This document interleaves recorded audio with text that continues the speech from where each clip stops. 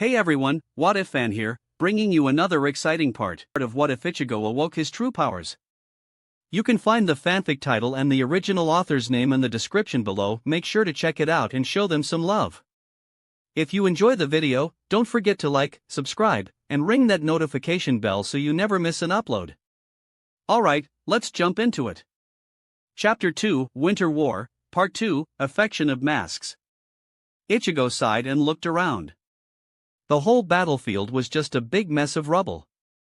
It was a good thing he had overheard Kenpachi and Byakuya mentioning that this was just a copy of Karakura Town created by the 12th Division. He didn't want to think just how many lives would have been lost if it wasn't the truth. He slowly walked to the area where the survivors were. As he got closer, he noticed that they unconsciously moved back a little bit. "Hey, it's really me, no need to be scared." "Foolish boy, it's not the fear. It's hard to be next to you when you're emitting so much Ryatsu." Yamamoto grunted from the ground. "Oh, sorry about that." The substitute hastily withdrew some of the pressure to allow them to move freely. He wanted to drop his Resurrection too, but a small movement caught his eyes and he went there to inspect it first. His cheeks reddened a little when he got close. Inside a small hole was lying a beautiful Arrancar, whom he recognized as the Tercera Espada. She was trying to get up, and that was what caused Ichigo's cheeks to become red. Her Resurrection made her clothes almost non-existent, showing her smooth brown skin. "She's an Arrancar, but she's beautiful," Ichigo admitted. "Who are you and what have you done with King?" Shirasaki asked him.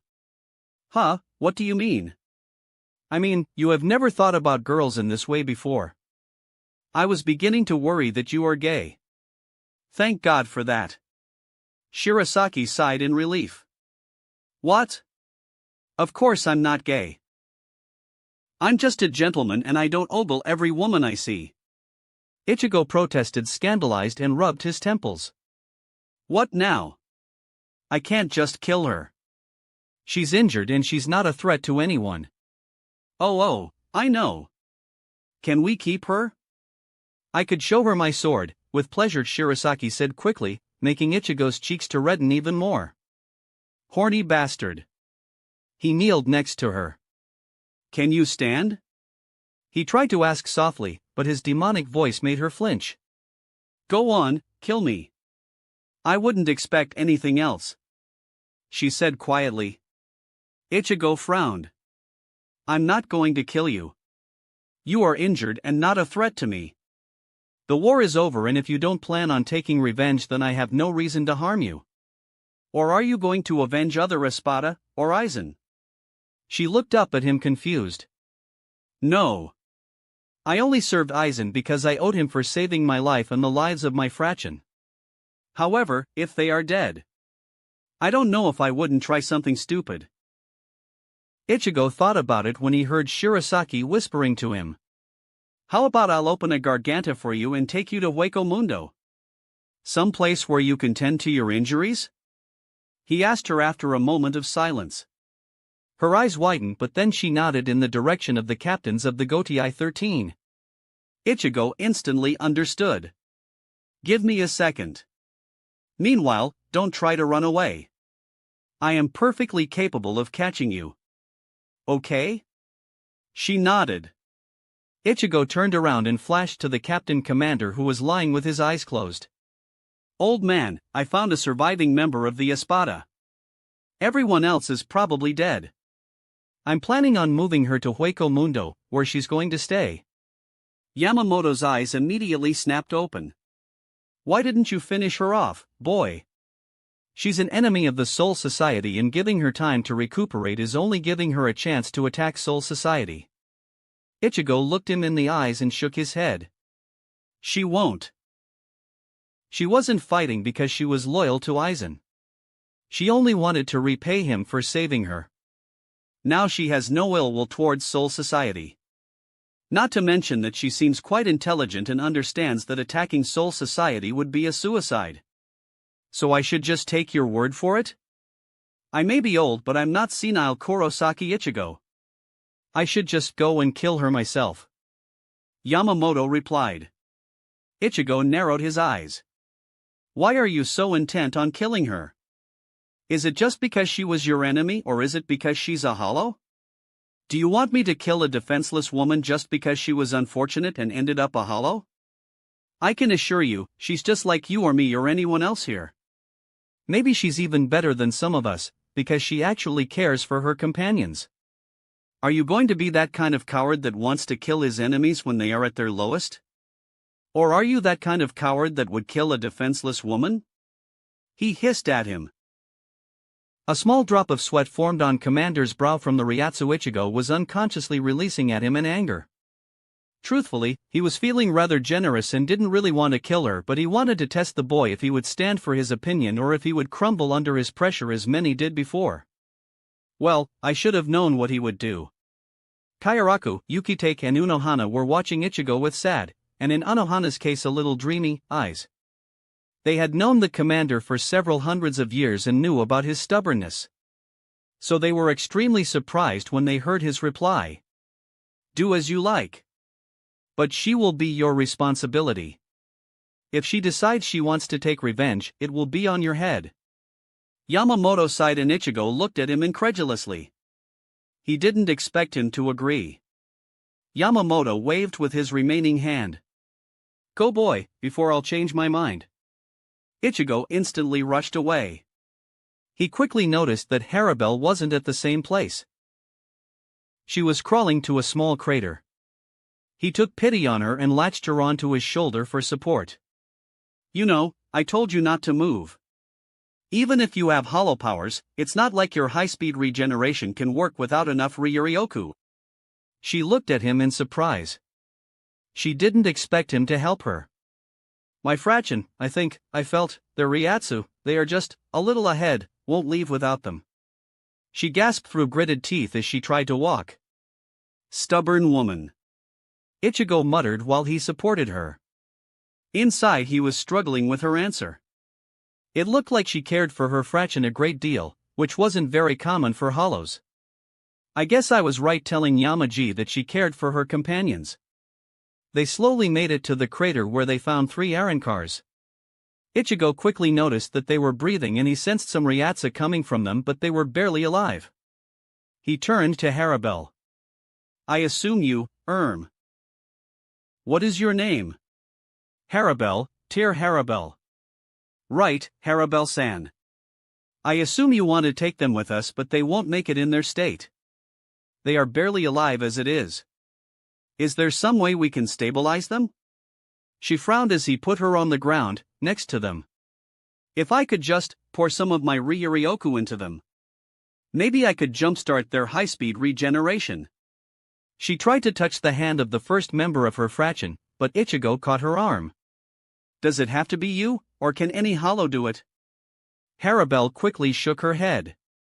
No, it doesn't have to be me, but there is no one else. Besides, nobody in Hueco Mundo would sacrifice his Ryatsu to save someone else. Ichigo frowned and chose his words carefully. As you can surely sense, I possess a hollow Ryuryoku in me. Do you think I could do it instead of you? I mean, just like them, you two have almost no Ryuryoku left. She looked at him in shock. You would do that for them? She asked him, astonished. Ichigo tilted his head. Sure, no problem. I have enough Ryuryoku. Can't you feel the level of my Ryatsu? She shook her head. It's unthinkable that 2 hollows would share their energy in Hueco Mundo, as they are always hungry. It's not the same for us Arankars, but still. It's not something one would do just like that. You are a weird Shinigami. You clearly have hollow powers, but you have Zanpakuto and a Shinigami attire. What exactly are you, Kurosaki Ichigo? Ichigo just scratched his head. Beats me. Wait, how do you know my name? I saw you when you were fighting with Grimjo, and Aizen had mentioned your name quite often. She admitted. Freaking stalker. Ichigo muttered darkly. Well, with your permission, I think I should get to it. They need the help badly. He got up and kneeled next to the first one. She had a long green hair and 3 red dots on her cheek. Here goes nothing. He put his hand on her head and concentrated on his hollow Ryuryoku. He carefully let the energy flow, reducing the output in the process, as he was sure he could accidentally kill her if he let too much of it flow into her. Ichigo glowed red for a moment, and then the glow seemed to travel along his body to his hand, and after that it was absorbed by the Arrancar. He heard a gasp, and so he moved back a little. Sun opened her eyes with her whole body hurting like hell. She noticed, however, that she was slowly healing and that somehow her Ryatsu reserves were being increased. She raised herself to a sitting position when she noticed Harabel. "Harabel-sama, what happened? What, kya?" She yelped when she saw Ichigo sitting next to her. Her hand instantly traveled to her non-existent sword. "Calm down, Sun. He's not an enemy. In fact, he's the one that supplied you with Ryuryoku, therefore healed you. Aizen had been beaten. Everyone else is dead." Harabel stopped her. "Ah. What do you mean? Who beat him?" "He healed me?" She looked at Ichigo, who just sat there looking amused, in disbelief. "Yes. I did." His demonic voice must have scared her as she jerked herself in fear. Ichigo chuckled. "Don't worry, I may look like this, but I'm completely harmless. As to who beat Aizen, that would also be me." After he said that, Harabel looked at him with wide eyes. She didn't know that. Sun just shrank a little bit. If the one in front of her was strong enough to beat Aizen, she really didn't want to anger him. "I'm sorry about my appearance, but really, you don't have to fear me. I'm just keeping this visage, because it allows me to access some of my abilities more easily." He tried to soothe her and watched as she calmed down a little bit. "Now that I said that, why don't I heal you a little bit too, Harabel?" She turned to him with narrowed eyes. "Fine. Do it." He shifted himself so that he was in front of her and put his hand at her head. Sun looked like she wanted to protest, but Harabel stopped her with a raised hand. "Don't worry, he did the same thing with you." Sun's cheek colored a little as she looked at Ichigo and covered her mouth with her hand. "Hold steady. It should only take a few moments." Again he slowly poured his Ryuryoku, this time allowing a little bit more to flow since Harabel was an espada and he was aware that she needed a little bit more. When he finished, he took his hand down and noticed that Harabel's breathing was heavier. "You okay?" "MHM." She replied with closed eyes. "Wow. I'm glad that my skin is so dark. His Ryuryoku feels so strong it made my cheeks burn. It felt quite nice, but why?" She shook her head in surprise. Ichigo just sighed and went to the remaining two. To make things faster, he put his right hand on the taller one with dark skin, long but curly black hair, and his left hand on the smaller one, who had short blue hair and red outline around her left eye. He concentrated on his Ryuryoku, while Sun told him the first one was called Mila Rose and the second one was Emilu Apache. Once again, he poured his energy into them. After a few seconds he finished and moved back. They woke up with a start and both groaned. When they noticed Ichigo, they widened their eyes in alarm and quickly jumped at him. "Oi! Calm down, you two, I'm not here to harm you." He raised his hands as they tried to pound on him. Unfortunately for them, after he merged with Shirasaki, Ichigo gained his own Hiero strong enough to make them cradle their fists in pain and glare at him. "Girls, calm down. You are not completely healed yet. And it's not nice to try to kill the one who saved your lives," Harabel commented. They jumped in surprise at the sound of her voice as they didn't notice her. They looked at her while glancing back at Ichigo. "What the fuck is going on here?" they yelled simultaneously. "He is Kurosaki Ichigo, the one we saw fighting Grimmjow. He is also the one who beat Aizen and healed you, Sun and me. On top of that, he's going to take us to the Hueco Mundo so that we won't get killed by the Gotii 13. Mila Rose and Apache looked at each other and started to laugh. "I don't quite understand what is so funny," Sun said in wonder. "He beat Aizen and healed us? He barely defeated Grimmjow earlier today. That's what's funny," Apache said between her laughs. Ichigo's smile dropped a little bit in irritation. Well then I guess I could show you how wrong you are, huh? He said with slight irritation in his voice and released his Ryatsu for a moment.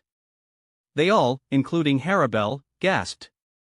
They were crushed by the force of his Ryatsu. He withdrew it after a few seconds and watched as they scrambled back from the ground. Incredible! Harabel thought. The sheer raw power of the Ryatsu managed to scare her. By the looks on the faces of her fraction, they didn't handle it better. They were completely terrified and backed from him a little. Ichigo sighed and rubbed his temples. Since he merged with Shirasaki, his emotions were controlling him more easily. Look, I'm not trying to scare you. I think Dick Zen did it enough times, but I need you to understand the situation. I managed to convince the commander that I would take to Hueco Mundo Harabel only. If he'd see I'm taking you too, things will get ugly. Despite the situation, Apache and Mila Rose choked a little when they heard his nickname for Aizen. So you'll really take us to Hueco Mundo? It wasn't a lie? Sung-san hesitantly asked from the ground. Yeah, give me a sec, wait, what's that? Ichigo raised his eyebrows when he noticed a small glow from a nearby crater. That's the Ryatsu of. Mila Rose frowned. Lillinette? A Peisai finished for her. Ichigo looked at them clueless. Sung-san explained it to him. It's a little bit hard to explain, but she's a partner of the Primera, Stark. But I can't feel his Ryatsu anywhere. Aizen killed him after he tried to dispose of me. Harabel said sadly and saw her fraction gasp and swear loudly. Be right back. Ichigo flash-stepped to the crater and widened his eyes in surprise. In the crater was a small girly figure with a helmet-like mask on her head, short green hair and a white clothing, which covered only her back and her breasts. She wasn't moving, but Ichigo saw no injuries. He slowly walked to her, trying to feel if there was anything wrong with her Ryatsu. Finding out that she was only low on Ryuryoku, he kneeled and picked her up bridal style and flashed to Harabel and her fraction. What's wrong with her? Apache asked. I'm not sure. She's low on Ryuryoku, but that's the only thing I could determine. For now I'll give her some of mine, and if she won't wake up I'll carry her with us. The fraction raised their eyebrows in wonder. Ichigo closed his eyes and concentrated again. He poured a little bit of his hollow Ryuryoku, enough to fill half of her reserves, and waited for a moment. Lillinette's skin only colored a little, but other than that, she remained asleep. Did anyone tell you that you are a really weird Shinigami? You should have been trying to kill us, and here you are doing the exact opposite. Apache stared at him in confusion. Ichigo raised his head and chuckled. Yeah, I get that a lot. He moved Lillinette a little so that he was able to have one of his hands free. He raised it and listened to Shirasaki. Concentrate a small amount of your hollow Ryuryoku into your fingers and try to feel the very fabric of air with it. Move a little with your hand, and when you feel a tiny crack in the air pressure, sharpen the Ryuryoku in your fingers and rip open that crack. Ichigo closed his eyes and did as instructed. When he was sure he felt a tiny rift, he ripped it apart, and before him a garganta, big enough for few people, suddenly formed. He turned around to the group. Are we good to go? He asked them, shifting Lillinette so that she was safely in his grip. They nodded, and when he turned and walked into Garganta, he missed the strange looks in their eyes when they looked at Lillinette in his arms. Strange looks, which resembled something akin to a longing. Well, that was unexpected. Kayaraku commented slyly. He had been watching Ichigo's interaction with female Arankars since the teen approached them. Who knew that he would be such a player? He heard Yukite coughing lightly, so he turned his head. His friend was nodding his head in the direction of Unohana, who was looking at the place where the Garganta just closed with a gleam in her eyes. Kayaraku gulped. Once again, he pitted Ichigo. I should warn him once he gets back. Are you fine with this, Genryo Saidano? Yukite asked his former sensei. I mean, with taking all of them to Hueco Mundo. Old Captain just rolled his eyes in irritation. It seems it would be pointless to tell him otherwise. He's a foolish and naive boy, but he does have a genuinely good heart. I can't argue with that. I'd say it will be his downfall, but after witnessing his fight, I think he can handle himself. He scratched his beard. I'm still unsure about this, but I'd like to keep him here in Soul Society, train him, teach him, and in time, offer him a position in the Gotii 13. He said, surprising them while silently asking the trio for their opinions. They were his most senior captains and he valued their input. Yukitake was the one most surprised. Are you serious, Genryosei-sensei? I understand he is very strong, but he is also very young, not to mention, still a living human. He has a family and friends in the world of the living. Unohana sadly shook her head. As much as it pains me to say this, Kurosaki-san may not have a say in this. While his spiritual body in his Ryatsu is incredible, I fear that his human body will not be able to cope with it. On top of that, it would be unwise to let him stay in the human world.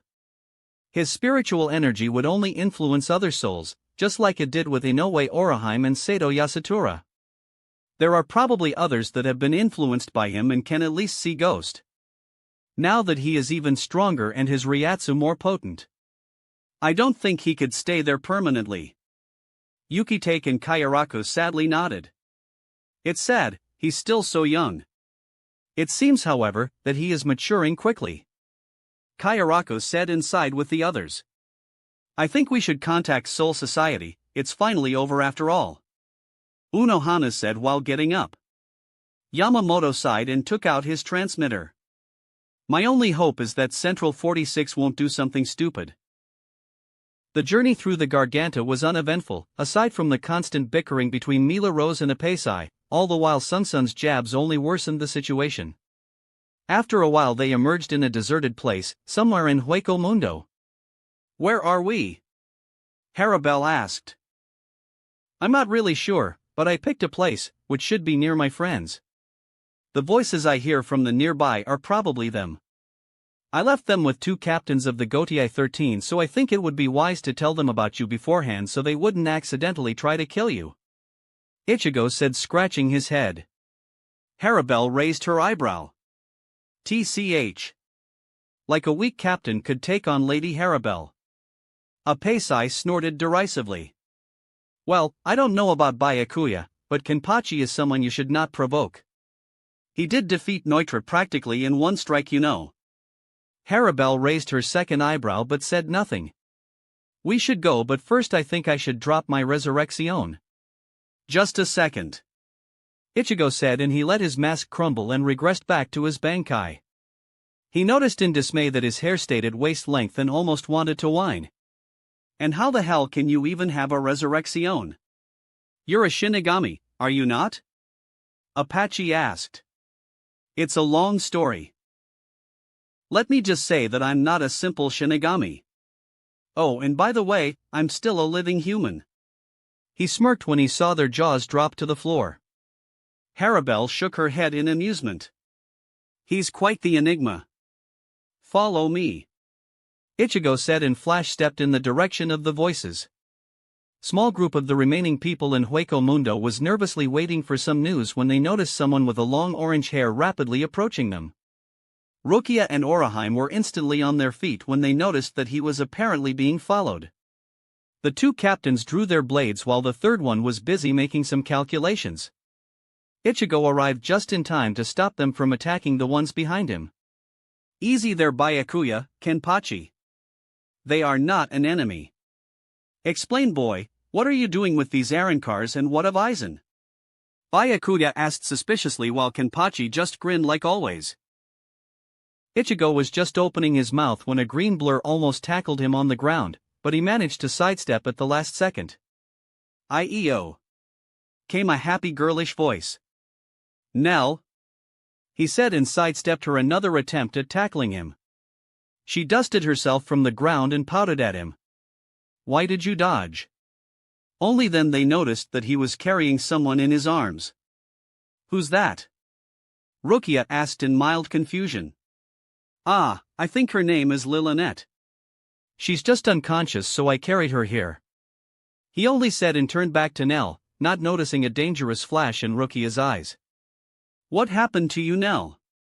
Last I saw you, you were in your child form again." Ichigo asked Nell. Oraheim healed me. She smiled at the embarrassed girl. It was nothing really.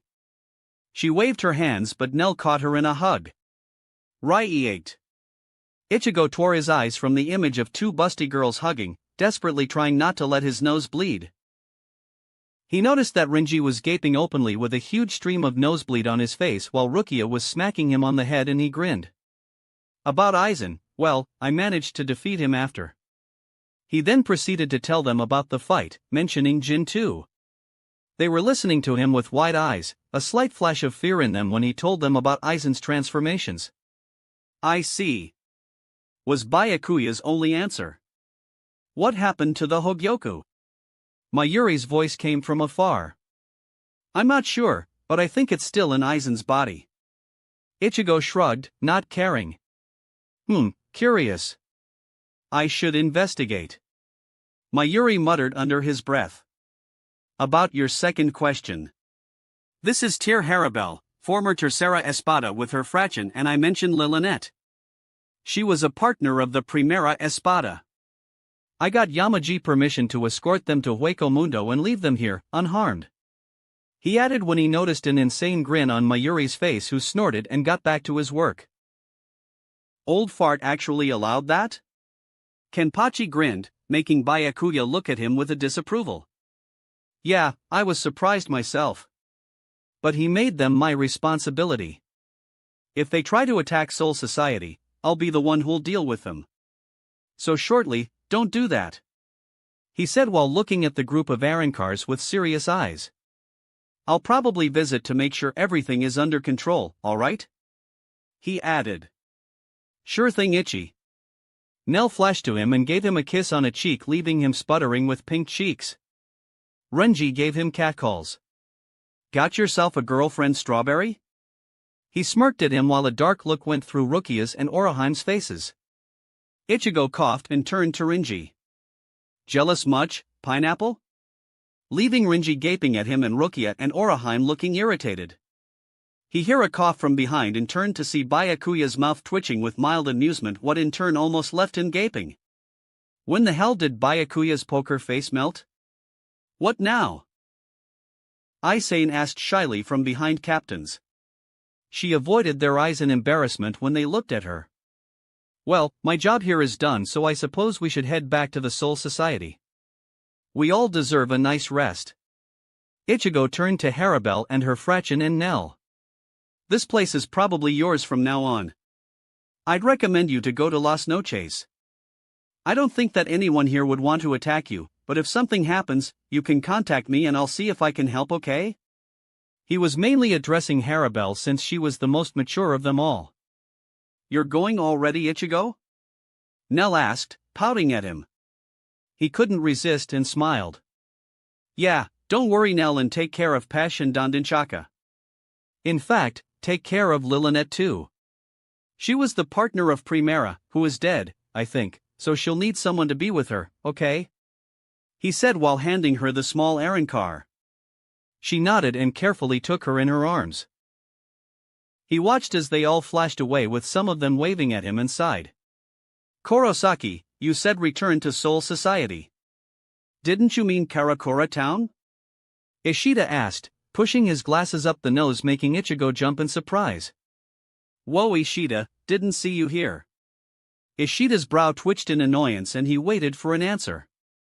I planned to, but I was told to go to the 4th Division barracks after the fight. Trust me, you don't want to disagree with Anohana-san. He shuddered and he saw other captains do the same. Even Kenpachi looked uncomfortable. I see. Okay then, Kurosaki, see you later. Ishida nodded along with Sato, who seemed to appear from nowhere. Ichigo turned to Oraheim and lightly hugged her. Once again, I'm really sorry, Oraheim, for everything I put you through. I hope you'll forgive me someday.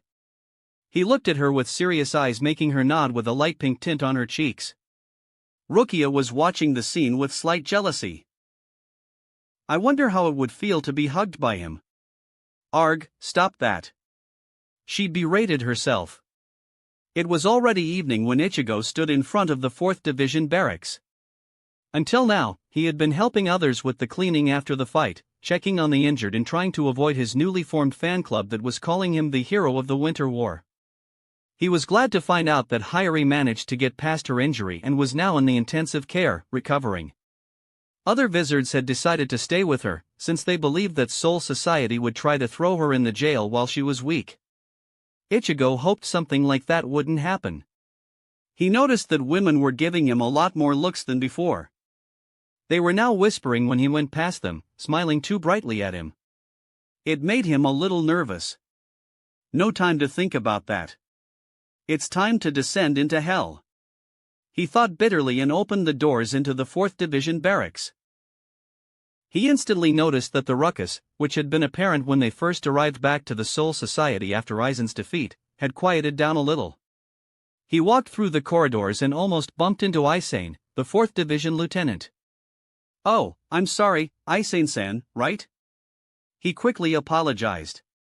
"Hi, Kurosaki-san. I'm sorry too, I was thinking about something and wasn't even looking where I was going," she muttered. "It's all right," he assured her. "Do you know where I can find Anohana-san? She told me to visit her for some checkup or something, and I think not going is not an option, at least if I want to live another day." She chuckled slightly. "She's in the medical room number 4. He thanked her and walked away. "He's such a nice guy," Aizen mused, with a small smile. She shook her head and went to her room to take a long shower. Ichigo knocked on the door with the number 4 on them. "Anohana-san? Kurosaki-san, good timing. I actually wanted to send someone for you." She turned to face him with a sweet smile. He nervously waved his hand. "Nah, I had a feeling I had to go here as soon as I could." She pointed at the free bed and patted it. "Sit, Kurosaki-san. I want to make a full checkup on you. But before that, do you think you could drop your bankai already? You must be very tired after keeping it for this long." Ichigo widened his eyes and glanced down at his attire. "Well, I'm tired, but not because of that. It actually isn't that draining. I only forgot I was in it that I didn't drop it." He sat on the bed and reversed back to the shurkai. Unohana meanwhile sweat dropped. He forgot he was in bankai?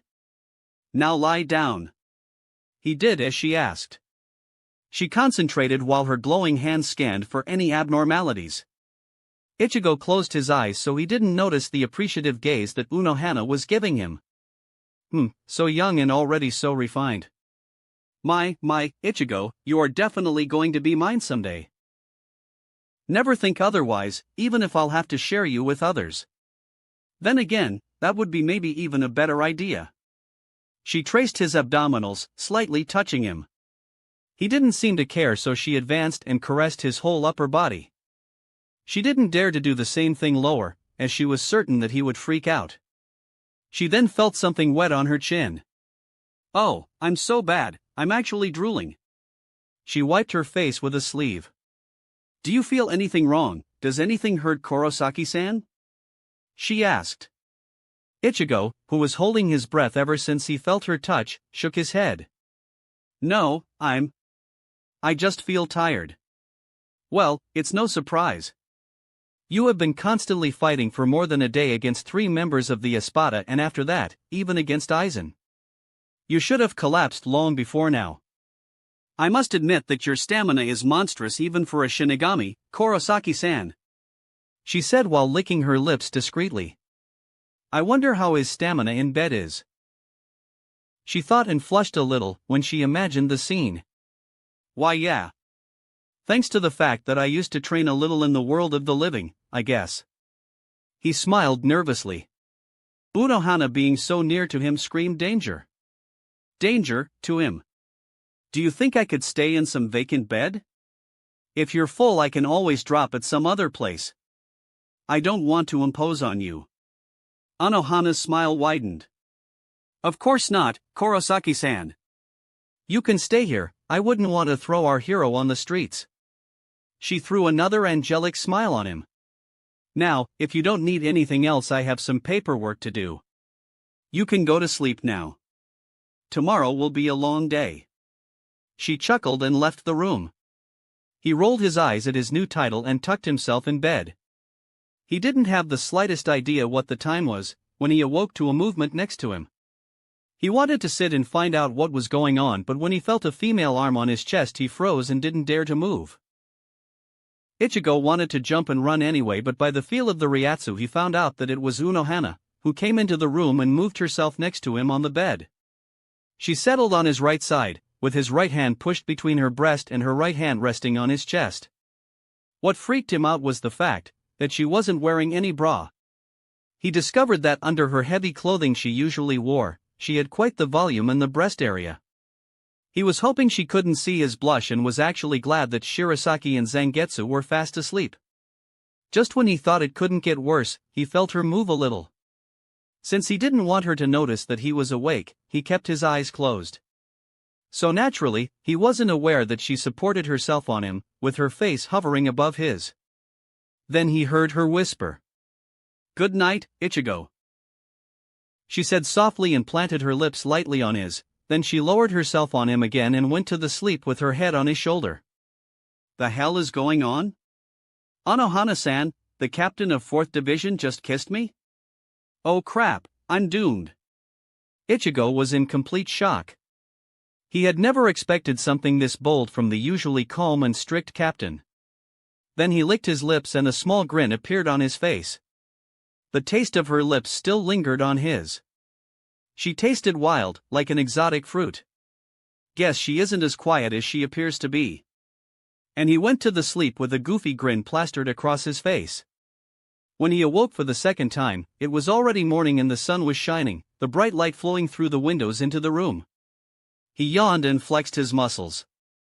He was feeling rested and ready for another day. He instantly noticed that the warm body of Unohana, which had been present during the night, was gone. Relief flew through him. It wouldn't be good to be found out sleeping in a bed with a captain of 4th Division. He stood up and went to the bathroom to get a nice hot shower. He was in the bathroom when he noticed in surprise that his hair somehow regressed back and now it was almost touching his shoulders. Another good point of this morning. After he finished showering, he wrapped a towel around his waist. He was just reaching for his clothes when he heard doors being opened. He turned around and found extremely red Isane, Rukia, and a gaping Matsumoto. Hello? He greeted them nervously. Eek. Isane yelped and turned around, hiding her face in her palms. Isn't she a medic? She must have seen a naked man already, right? Dress yourself for God's sake, Strawberry. Rukia exclaimed, avoiding his gaze with red cheeks. No, let him be the way he is. Matsumoto said, swallowing him with her eyes. Rukia looked at her in embarrassment. Hey, it's not my fault you decided to show up just after my shower, midget. Ichigo retorted cheekily, trying to hide his embarrassment. Rukia immediately moved to kick him, but he held up his hands. A midget, do you want to see my towel fall that much? After that, she stopped and gaped at him, blushing profusely. I do. Matsumoto immediately responded without shame and Ichigo almost backed up a little from her. Alright. So, do you mind letting me put my clothes on or will you stay here and stare at me? He saw Matsumoto open her mouth so he quickly interrupted her. That was a rhetorical question. Out. He ushered them away. After that he dressed, took Zangetsu from the wall and walked out of the room. So, I suppose you wanted to talk to me? He asked the trio. Hi. Captain Unohana says you are to do what you want, but there is a captain's meeting at 11 a.m., which is only 20 minutes from now and your presence is requested. Ichigo nodded and his cheeks got slightly pink at the mentioning of Unohana, what Rukia noticed right away. What is it, Strawberry? Nothing, not a damn thing. He quickly replied. Too quickly as Rukia looked at him suspiciously. Thank you, Isane-san. She smiled a little and bowed. After that she left to tend to other patients. What about you, Ranjiku-san? I assume you wanted something from me too? He turned his head to her. Oh, I do, but that's for another time. She giggled shamelessly as Ichigo's mouth twitched in irritation. But for now, I'm inviting you to a party later this evening. Before you reject this idea, I must inform you that this party is dedicated to you, the hero of the Winter War, so you can't really refuse to go," she said firmly. Ichigo sighed. "Well, I kind of suspected it was something like this, so I mentally prepared for the inevitable. Just to remind you though, I'm still a minor, so I won't be drinking, and it doesn't matter that I'm a Shinigami." "Ah, pooh."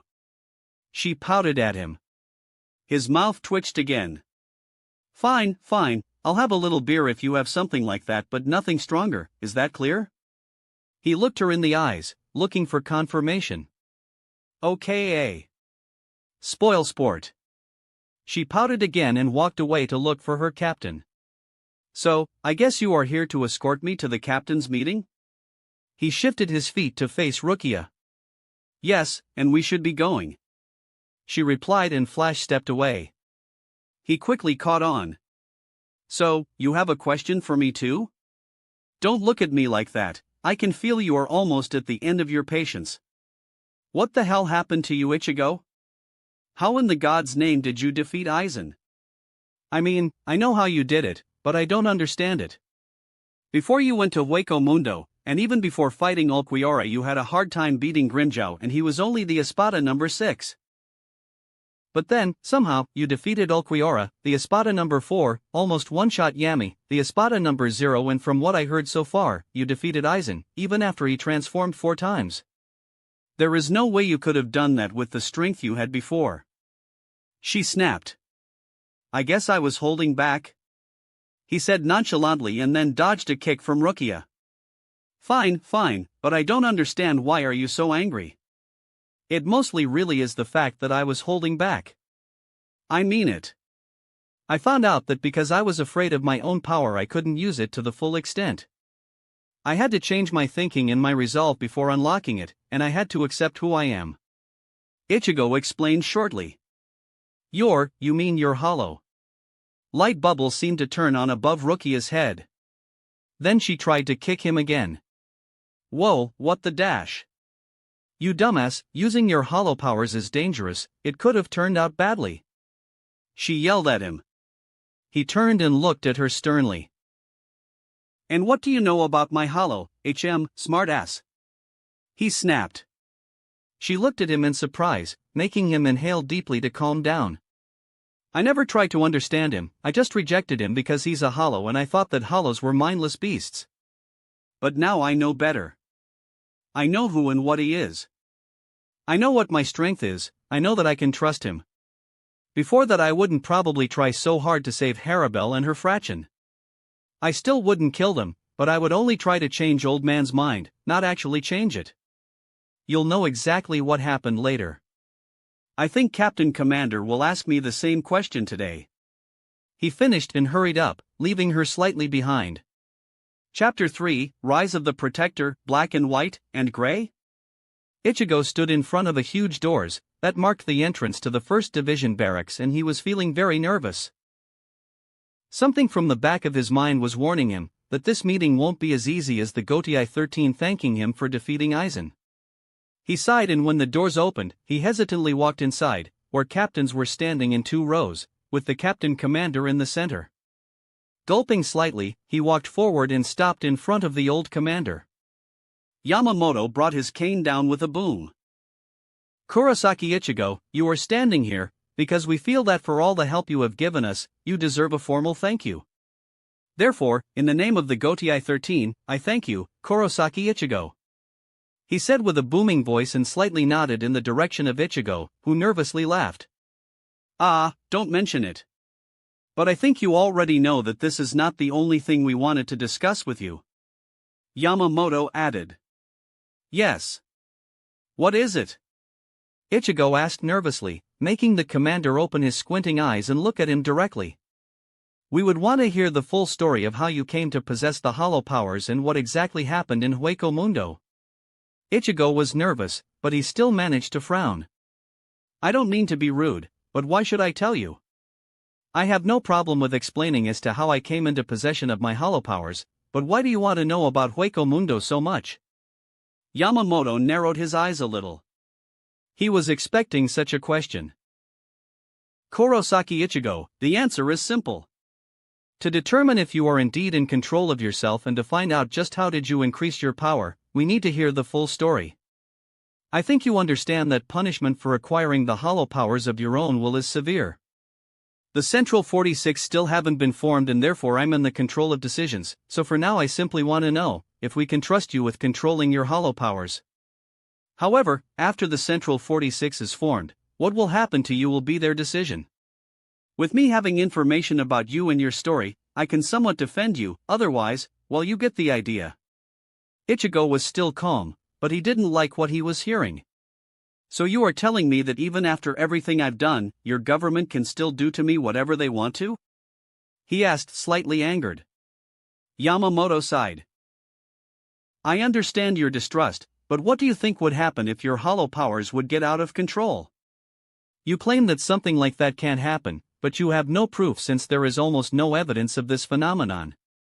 You yourself are aware just how much power you possess. With that much power being out of control, many lives can be lost. Ichigo clenched his fists. Damn.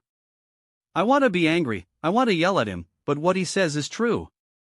I lost control once and the results were disastrous. Damn. I understand what you're talking about. But you have to understand something too. If your government think that they can execute me just because I want to protect the people I care about, and because of that I gained power, they don't understand. I will not just stand here and let them kill me. Ichigo replied, carefully choosing words, so they would understand he wasn't threatening them directly, that he was only giving a warning. Yamamoto frowned and rubbed his temples. He understood him exactly as Ichigo intended to, but it wasn't very calming. You dare to threaten the Gotei 13? Know your place, brat.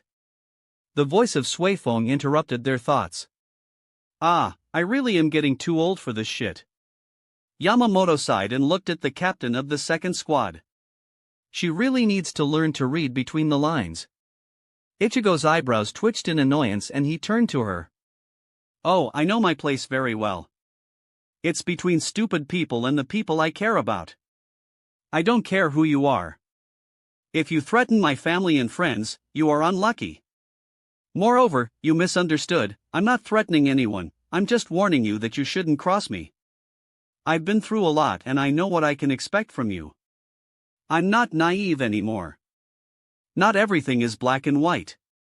Between that are many shades of gray that can determine what is wrong and what's not. But your government sees everything only in black and white. I just want you and your whole system to learn to see other colors. Not everything is simple and you need to learn that not everything you thought was the truth in the past is the truth nowadays. I've met hollows, Arankars, that are more human than most humans. I've met Quincy, who befriended a Shinigami. I've met a Shinigami, who respects humans. I've met humans who would fight and try to hurt you just because the color of your freaking hair is different. There are many examples that not everything that's written in the stone is true. Do you know that after the final battle I found a surviving member of Espada? He stopped to take a breath and looked Suifeng in the eyes. Other captains were listening to him while holding their breaths. Yes, I heard about that. I disagree with your decision but continue. Suifeng said. I was expecting you to disagree. Do you know what the said Espada wanted to do after she woke up? Mind you, she was in such a bad shape she could hardly move. No, you would never guess it. She wanted to check on her fraction, her companions, and she refused to leave without them. How many people, humans or Shinigami, would show that much devotion to others at the battlefield, in which you have badly lost and you could be executed on sight? I'll tell you. Almost none. Nobody would risk their necks for others in such a situation. Do you still believe that every hollow is bad? I've met a child Arankar, her name is Nell, who is such an innocent person that you would want to take care of her almost immediately. She's now an adult, but she's still the same sweet person and would never try to hurt you without a good reason. Of course, most of the hollows are not like them. I know that. But as I said, there are not only black and white, but also shades of gray. Your government exiled your own captains and lieutenants without any hard evidence and condemned them to almost sure death. What would you do if, for example, your mentor, Shihoin Yoruchi, would turn to a Shinigami with hollow powers? Would you mercilessly kill her or would you try to save her? Suifeng looked at him but averted his gaze after a moment. I would do anything in my power to try and save her. She muttered quietly. Ichigo nodded. Yes, exactly. You see? You may be a military organization, but even you have feelings, you are not machines. I have learned something from Byakuya, I admit that. If you, the captains, wouldn't uphold the law, then who would? There would be probably anarchy. So yes, you must listen to your government, but that government should be made from the ones who are open-minded, not bigoted nobles, which are so stuck up in their traditions they don't even know what it's like trying to survive every day. Look at the Rukongai. Every soul which is sent to the Soul Society is told that this place is heaven. Who are you trying to kid? I saw what it looks like. It's a dump and I don't even want to know what happens there or I would probably vomit. You can live hundreds of years and yet you do nothing, because the damn nobles won't allow you to spend their money on the poor. Is that any different from the humans in the world of the living? No, it's even worse. We, humans, learned from our mistakes. Not completely, but we are trying, but you, however, are not. He paused again, trying to catch his breath. Nobody spoke a word. As I was saying, I'm not expecting you to break the law on daily basis. I just want you to make this place a better place for every soul. I want you to take into account circumstances of every situation and not just do everything mindlessly. If you disagree with your government, let them know and they should rethink it again.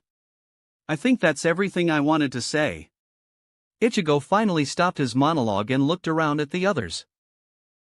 Some captains were looking at the ground slightly ashamed, some of them were thinking hard, even Kenpachi wasn't grinning anymore. But most of them gave almost no reaction to his speech, if only slightly closed their eyes, trying to look indifferent. Oh yeah, and do you have a problem with me? Ever since you've known about me, you were trying really hard to get rid of me. Ichigo added a question for Suifeng, who looked at him in surprise, not expecting this question. Yes, well I had, but most of them were slightly erased by what you just said. But I still think of you as a rash individual with too much power that could turn on us. She managed to reply. Ichigo raised his eyebrows. I see, so the effect of Yoruchi-san leaving her behind is still there. She's paranoid and afraid that she'll be betrayed again. Ichigo sighed and thought about some sort of a solution that could change her opinion of him. Suddenly, an idea occurred to him and he grinned, which confused the female captain. So, how about we spar sometime? I could take it as a training, we could get to know each other and you may even change your opinion of me. He asked her. She narrowed her eyes on him. That is a stupid idea, as your huge Zanpakuto against my Suzumabachi is the worst matchup I can think of. Ichigo chuckled. Oh no, I'm not talking about using Zanpakuto. I'm talking about Hakuta, it's your specialty in the second division, right? Suifeng and the others raised their eyebrows in surprise. He willingly wanted to spar in Hakuta against Master Assassin? Do you have a death wish? If I agree, I won't go easy on you. Challenge accepted. Bring it on. Ichigo grinned cheekily, making Suifeng grin too, albeit a little bit evilly. If I may, Captain Commander. Yukitake spoke up. Yamamoto nodded to him. Kurosaki-san, we actually wanted to talk to you about that. We think that it would be best if you stayed here in the Soul Society for some time so that you could learn something about being a Shinigami. Yukitake said slowly. Why? Ichigo asked. Yukitake turned his head and looked at Unohana, who nodded and came forward. Ichigo's cheeks colored a little when his gaze met hers, but he endured it and didn't avert his eyes. Kurosaki-san. I believe that you will be forced to stay in the Soul Society simply because of the changes that your soul went through. You may not feel any different from before, but your sudden growth in power will be probably too much for your human body, which is too fragile. I'm not saying it's permanent, but you'll probably have to give your body some time to slowly adjust to your new Ryuryoku. I'm sure that Urahara Kisuke will know more, but I want you to be prepared for a possibly bad news," she said sadly. Ichigo looked at her in disbelief. "What are you talking about? You mean if I tried to return to my body I could die?" Unohana smiled sadly. "No, not exactly. But if you tried to force your soul into your old body, it would probably result in a great amount of pain, as your body needs to adjust itself. It would be best to simply pour your Ryuryoku in extremely small doses into the body and let it take care of it itself. As I said, it may take some time, but eventually the body would be able to take your soul back. So, this is the price I have to pay in the exchange for the power to protect? I'll have to talk with Dad and girls. Damn, how can I explain it? I really need to talk to Urahara-san." Ichigo clenched his fist and shook his head. "It's okay. It makes sense. I'll talk to Urahara-san as soon as I can." Unohana nodded and stepped back. "Now, Kurosaki Ichigo, I believe it's time for your story." Yamamoto spoke up. Ichigo sighed and shifted his weight on his other leg. "Right. I'll start from the beginning. Ever since I was little I could see ghosts. Of course, back then I didn't know that they were ghosts, I only realized it later. It became a routine for me to help some of them, if they were unfortunate, but mostly I helped kids who recently died and couldn't find their parents. One evening, while I was in my room, a weird person in black clothing came from nowhere. I found out that she, Kochiki Rukia, was a Shinigami, and from her I learned the basics of the Hollow Shinigami equivalency. That same evening, almost at the same moment, my house was attacked by a hollow. I naively thought, after Rukia told me that the hollow was after me because of my unusually high Ryatsu, that if he was to kill me, he would leave my sisters and my father alone. Naive indeed. Rukia saved me, but it cost her most of her strength. She was unable to fight anymore, but she offered me a chance to save my family. I had to become a Shinigami myself by plunging her sword through my heart. I did it, and thus I became a Shinigami. Never once I thought that giving power to a human was an offense. The days went by, I was purifying hollows with Rukia's help, and I think I was doing a good job. But then a huge hollow appeared, the Minos Grande. I managed to drive it back by pure instinct, and from there it all went downhill. Not long after that, Rukia tried to leave, and that's when Renji and Byakuya came for her. I tried to stop them, as I owed her my life and the life of my family. Byakuya injured me, believing that he left me powerless. Urahara-san found me lying in the pool of my own blood and nursed me back to health. He offered me a chance to regain my powers, which I accepted too hastily. I didn't even ask what the procedure of getting my powers back included, and few minutes later I was already trying to survive. When I was in my soul form, he cut off my chain of life and told me to change into Shinigami, otherwise I would end up as a hollow and he would have to kill me. Few captains shook their head in disbelief. How could have Urahara Kisuke, a well-known genius, do that to just a kid? Well, I had no idea how to turn back into a Shinigami, so my chain of life corroded completely and threatened to turn me into a hollow.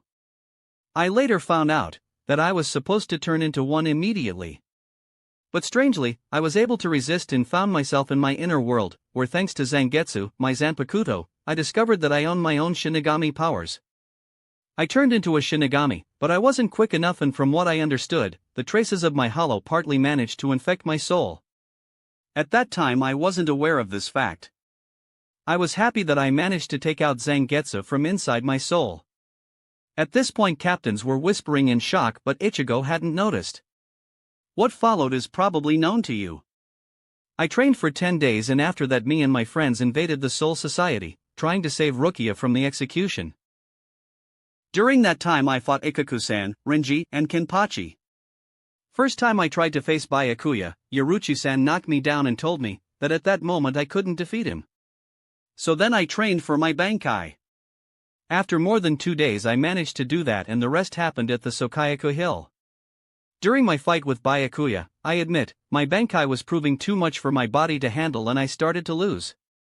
When Byakuya threatened to kill me, my hollow managed to usurp the control from me and fought Byakuya instead. I managed to drive him back and we finished our fight.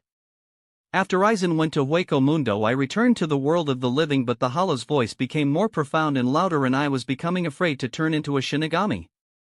I was struggling and trying to hold him back with my will, but it was greatly lowering my fighting ability. Thankfully, I was contacted by your ex-captains and ex-lieutenants, the Vizards, and they taught me how to defeat my hollow. After that I was able to use my hollow powers freely, but it had a time limit, which I slowly increased in each fight. He stopped and took a breath. In Hueco Mundo it was simple, fight everyone and win. First time I ran into Ulquiorra in Hueco Mundo, he left me dying, and only thanks to Grimmjow, the Sexta Espada, who wanted me to fight him at full health, I survived. To clear it up, he brought Oraheim and forced her to heal me. We fought and eventually I won. But then the Quinto Espada, Neutra, showed up, and since I gave all to my fight with Grimmjow, he trashed me badly. Kenpachi showed up and took Neutra on while Oraheim healed me again. He won, but as we were going to escape, a man, who I now know was the Primera Espada, took Oraheim away, what left me with no other choice than going after her. I ran into Ulquiorra again. We fought, I managed to force him to release his Resurrection, and then everything went into hell. Ichigo interrupted his speech and sighed. There goes the bad part. In his Resurrection he was overpowering me easily. He was loads stronger than Grimmjow or even Neutra. I refused to back down and he released for the second time. He called it Resurrection Segunda Etapa, and that he was the only one from the Espada who could do that, and that even Aizen didn't know about it. What rank should he have been, Kurosaki-san? Yukitake asked with interest. Ichigo thought a little. Honestly? I'm not sure, since I never fought the Primera, Segunda, or Tercera. I briefly fought Zero, however. I felt the Ryatsu of the Tercera, so going by the Ryatsu I'd say he was only slightly below Zero. Combat ability, he was fast, faster than almost anyone I've ever seen. His Zero and other attacks had devastating effects. You can say that he was on equal grounds with Primera. Ichigo replied, shocking the captains. How were you able to defeat him, then? Suifeng asked. I wasn't able to defeat him. Ichigo admitted. What do you mean? Suifeng asked, confused. He killed me. He said simply, shocking them even further. Let me explain. He blew a Zero through me, creating a gaping hole inside my chest. I woke up in my inner world, where I met my hollow. He heard a slight gasping. We fought, but I was once again overpowered. But my hollow was not stupid and offered me a last chance to redeem myself. In his own words, he could have just take over my body and leave everyone. However, Aizen would find him, and even he couldn't fight Aizen alone. Thanks to him I realized something I should have realized a long time before. What was it? Kayaraku asked quietly. That to be able to fight at my full power I needed to fully accept who I am. I needed to accept that myself is only a one part of me, and only one part of my power. I needed to accept that at my very core my power was divided into three separate beings. Myself, my Zanpakuto, Zangetsu, and my hollow, Shirasaki. It sounds crazy, I know. How could I trust a hollow? But he made some good points. Ever since my hollow powers have awoken, they were hindering the other part, Zangetsu, therefore I was able to fight with only one part of me. Trust me, it wasn't easy for me to accept that part of my soul as a hollow. But I did it, and I accepted him, and we merged. Yamamoto's eyebrows shot so high they couldn't even be seen after that statement. His hand almost twitched and he had to stop himself from doing something rash. Others were faring the same. Ichigo raised his hands. Yeah. However, I'm still me. Merging with my hollow increased my Ryatsu exponentially. Since it's no longer hindering me, my body underwent a small growth and I now possess Resurrection. Don't be fooled though. I can almost see what you think. The hollow was always a part of me. It's part of my power. Even if I wouldn't have gained a hollow in the training with Urahara-san, I'd still be around this strong. Only addition is that I can use some of the hollow powers. Of course I'll have to train now even more than a normal Shinigami, since I have to balance my Ryuryoku into my attacks accordingly. If I would wish to learn Aikido, I would have to be careful not to use hollow part of my Ryuryoku, as I assume it would only result in blowing my face up. Ichigo stopped talking and looked at the commander, who was thinking. Old Captain stroked his beard and opened his eyes. I understand. I hope what you say is true. But that still doesn't answer the question to who defeated Ulquiorra? Ichigo scratched his head nervously. Yeah. It seems that when I was in my inner world fighting my hollow, my body heard my friends screaming for help. My body was mostly dead, but it couldn't turn into another hollow, since I already was a part hollow. Therefore that part of me was the one that reacted, and it fought using my body with pure instinct. From what I know, it was that form that defeated Ulquiorra. Quite easily, by the way. Yamamoto shook his head. Once again, I'm too old for this. This boy, it can't be a simple coincidence that he can do all of that, it's almost as if he's a... He shook his head again. What he was thinking was impossible. And you think that you shouldn't have mentioned something as grave as that? Yamamoto asked in an irritated tone. Ichigo shook his head. No, because it was one-time thing only. Now that I'm merged with my hollow, something like that is mostly unlikely to happen. Mostly unlikely isn't good enough, boy. Yamamoto sighed and rubbed his temples. He paused and thought about this whole situation. It is true that we have never had any experiences with this kind of phenomenon. I really want to trust him. I can see clearly that all he wants is to protect, but what if once fails to do so? Will he be strong enough to endure the pain? Or will he seek revenge? I'm the captain commander of the Gotei 13 and lives of every Shinigami are my responsibility. Can I gamble that on my belief in him? Ichigo was looking at him with a small bead of sweat forming on his forehead. He is young and has a big heart and endured quite a lot. But still. Yamamoto stopped the train of his thoughts and reached a conclusion. Fine, boy. I am putting my trust in you and your ability to make the right decision. You gave us a lot to think about. Indeed, nothing is black and white. I'm more than 1 millennia old and I have lived through tough times, so I understand where you're coming from. Maybe our decisions aren't the best, but if you have thousands or even millions of lives under your responsibility, you'll see that it's hard to find what's right and what's wrong and what's evil. However, I respect your opinion. I don't think I've met someone so young but already with such strong will. You are no longer that naive in my eyes, but what you want from the afterlife will be extremely hard to accomplish. Now, you are free to go. If you don't have a place to sleep, ask some of the captains, I'm sure they'll take you in for the time being. Dismissed. Ichigo sighed in relief. He was glad that at least some of his thoughts reached them. When he was on his way out, he remembered something and turned around. Yeah, I almost forgot, what about the wizards? Are they still exiled or? Yamamoto squinted his eyes. No, since it was all due to Aizen's machinations, they are no longer exiled. Now it's their choice if they want to come back or not. We would be glad to have them back in our ranks, but we'll understand if they don't want to. And Jin? There were few seconds of silence. His actions are inexcusable. Planning on taking revenge by sacrificing lives of many isn't something that a respected Shinigami like himself should have done. We will hear him out later today. I personally don't want to see someone as talented as he is to go to waste, so the punishment will be less than death. Ichigo sighed in relief for the second time. I really can't find the snake face a pleasurable man, but I can understand his reasoning a little. He turned around and walked out of the meeting. So, what do you think, sensei?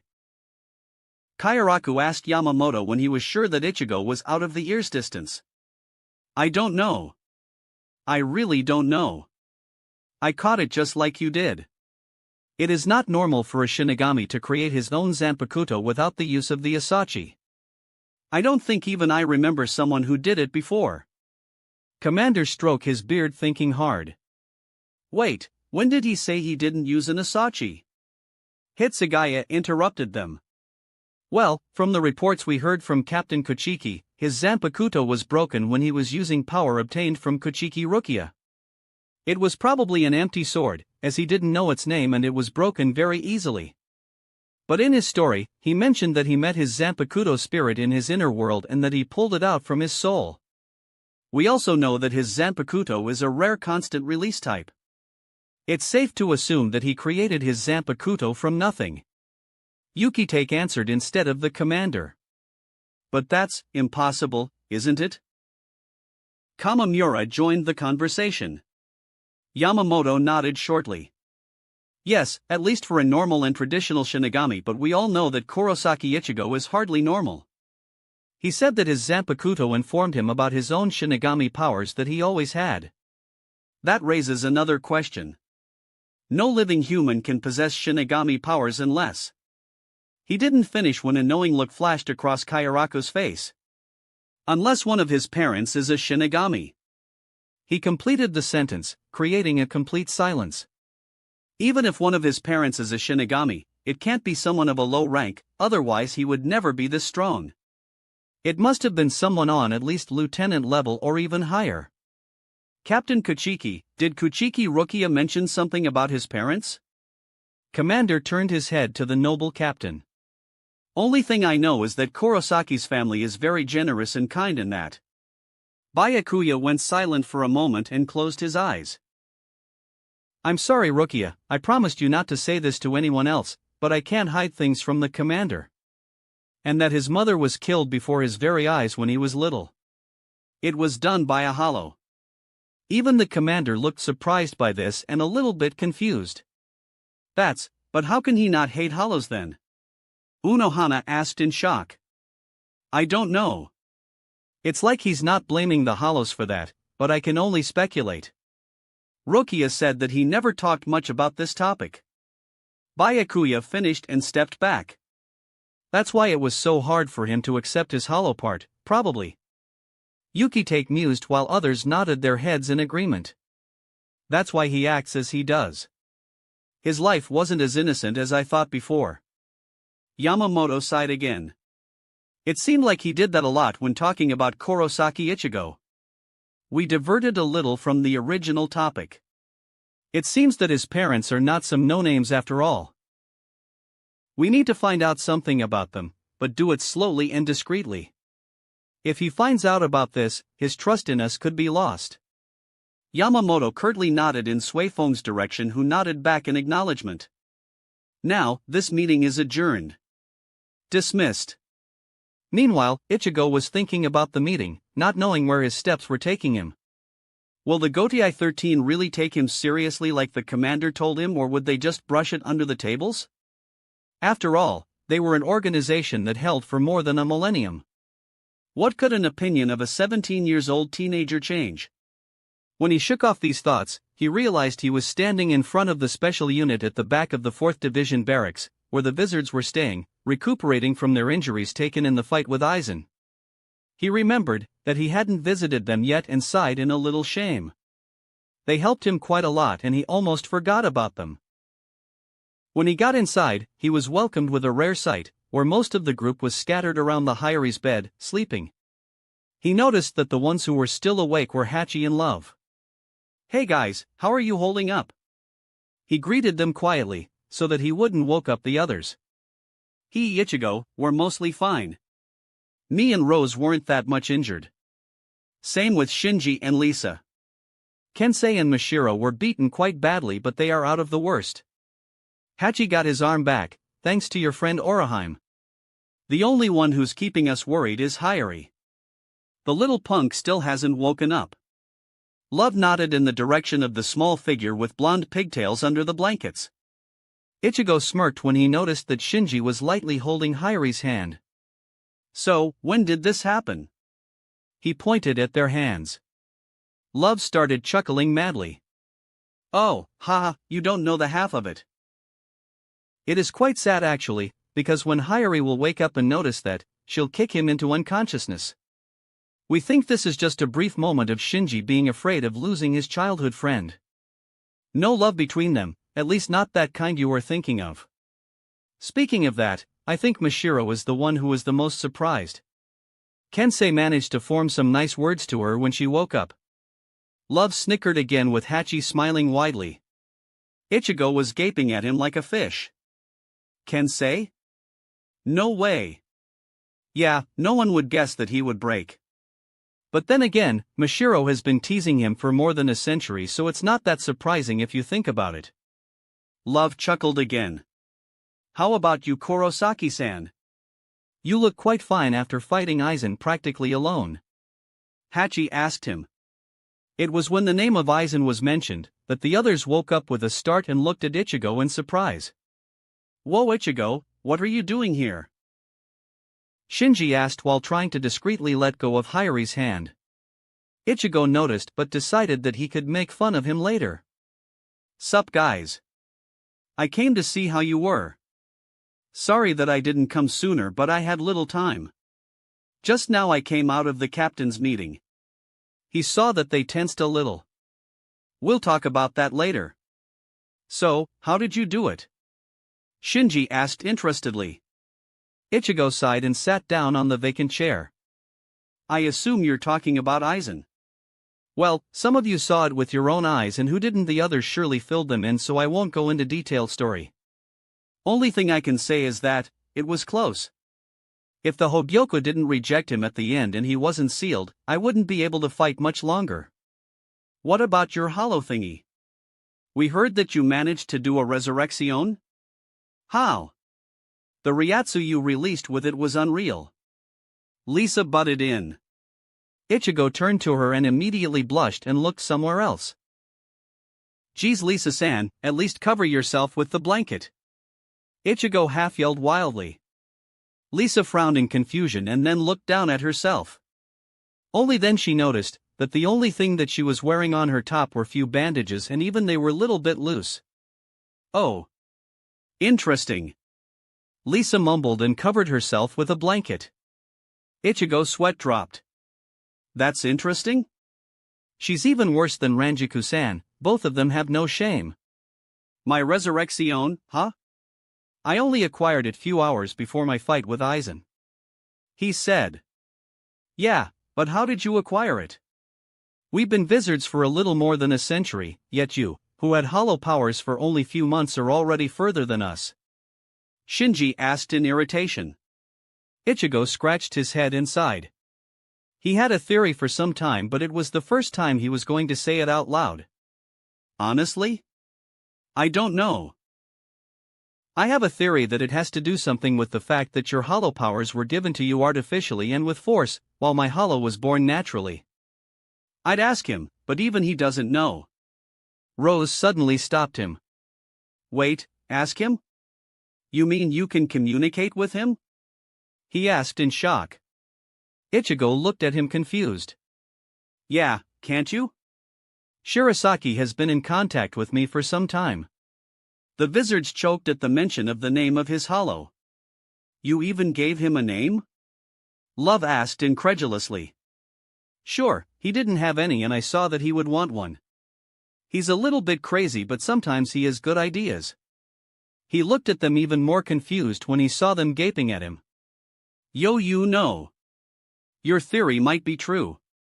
You don't understand, Ichigo.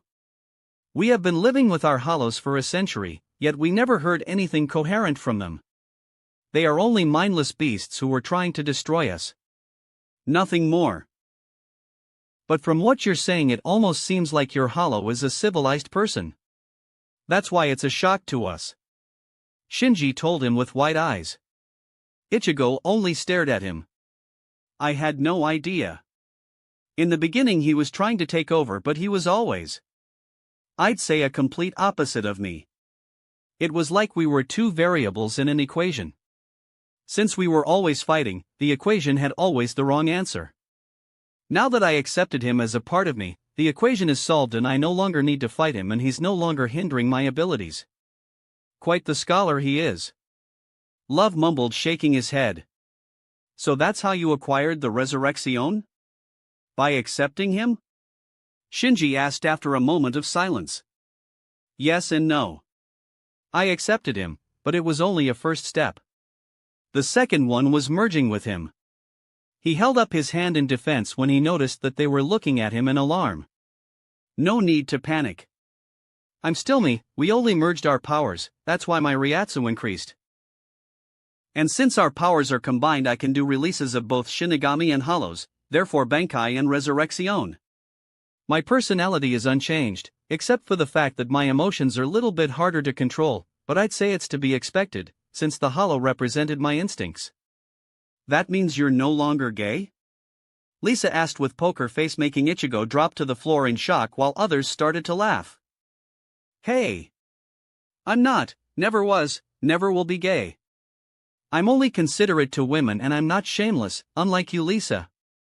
Love was wiping a tear that was trying to escape from his eyes from the hard laughing, but then he heard Lisa's reply and he started to laugh even harder.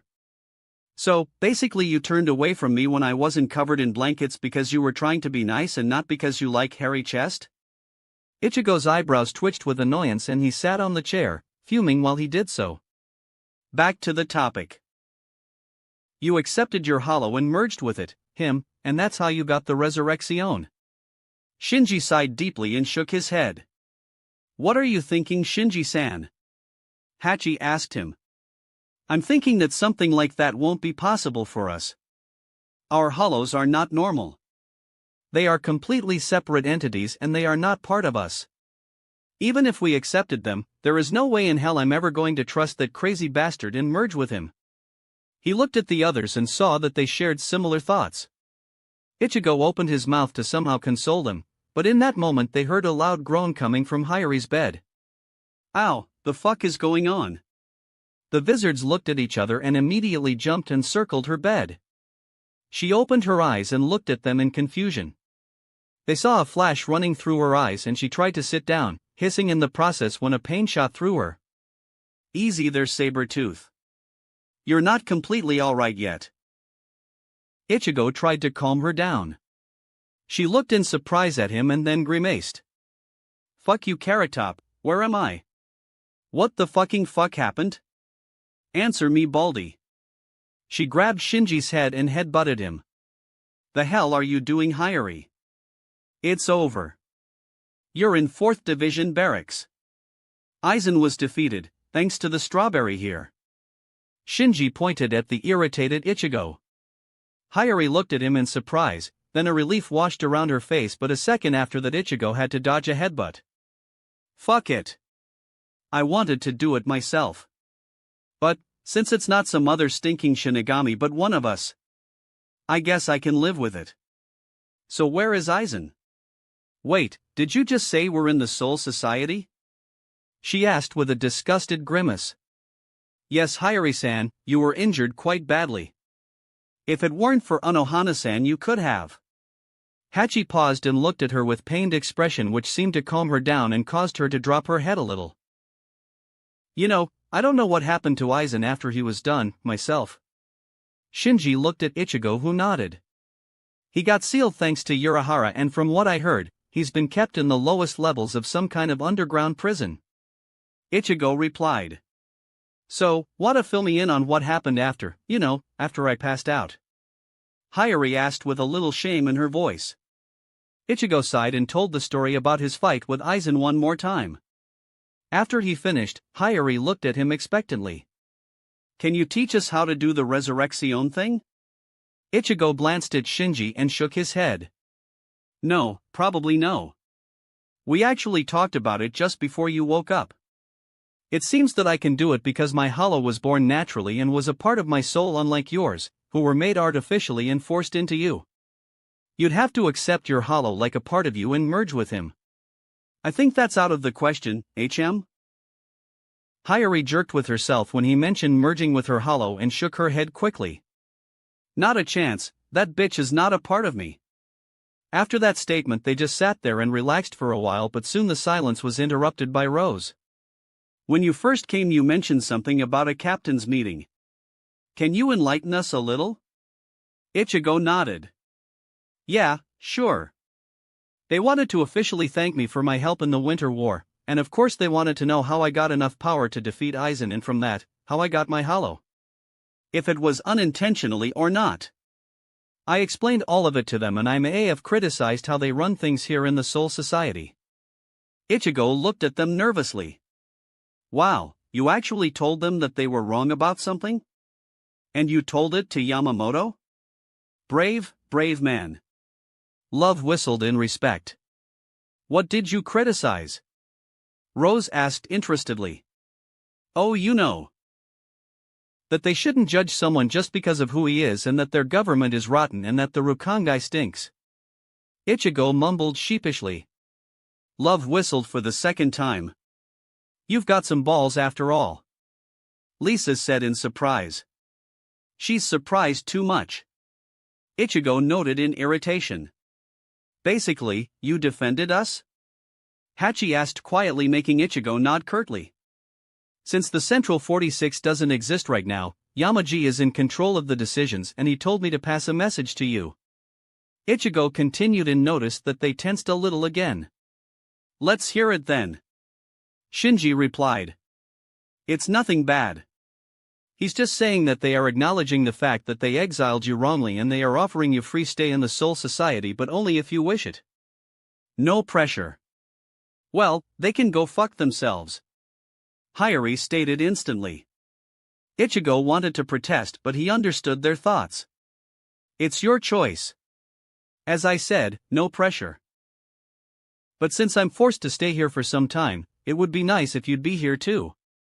You are forced to stay? Shinji raised his eyebrows in question. They think that I now possess too much Ryuryoku, and my human body probably won't be able to deal with it. I'll have to talk with Urahara-san about it, but the theory is that my Ryuryoku should be given to my body in very small doses periodically and let it adjust to it. Till then, I have practically nowhere to go. Ichigo replied. Can't they just put a seal on you? Like they do with the captains and lieutenants? Love asked, and Ichigo shrugged. They didn't mention it, so I guess it's probably my hybrid nature that makes them think it won't work. I'll talk to Urahara-san just to be sure later, and I'll know more. Shinji nodded inside. Thank you, Ichigo, for the news. I think we have to talk about that offer more. I can't do the decision for everyone. Shinji thanked him, and Ichigo was on his way when he remembered something. He braced himself and turned to Hayari. I don't know how you'll react, but Ikemara Jin is alive, and his actions will be judged by Yamaji later this day. He saw Hayari's face redden with rage, same as Shinji, so he continued quickly. But before you'll go and cut him down, you should know that he was never Aizen's pawn. He was actually planning to kill Aizen ever since they have met. It has to do with Aizen doing something to Ranjiku-san, whom he considers to be his big sister. I know that it doesn't justify his actions, but just consider it. It was most likely something very grave if he held his hate for a century, just like you did. He almost succeeded in killing Aizen, but as I said in my story, the Hogyoku made Aizen almost immortal. Hayari's face deflated a tiny little bit, but she still looked angry. I think I'll leave out the part that I saved the Espada who fought her. Oh, and don't think I defended him. I can sympathize with him, but I too think that it was too much. I never fought him, so I hold practically no ill will towards him, however you do, so, give it time and don't do anything stupid, Hayari. It wasn't a happy sight, seeing you like you looked. Ichigo smiled sadly at her, which seemed to deflate her anger more, and she nodded to him with a small smile. Bye now, guys. That wraps up this part of What If Ichigo Awoke His True Powers. Thanks so much for listening. As always, new parts drop every 4 days, so be sure to stay tuned. If you enjoyed the video, don't forget to like, subscribe, share it with your friends, and please consider supporting the original author as well. See you in the next one.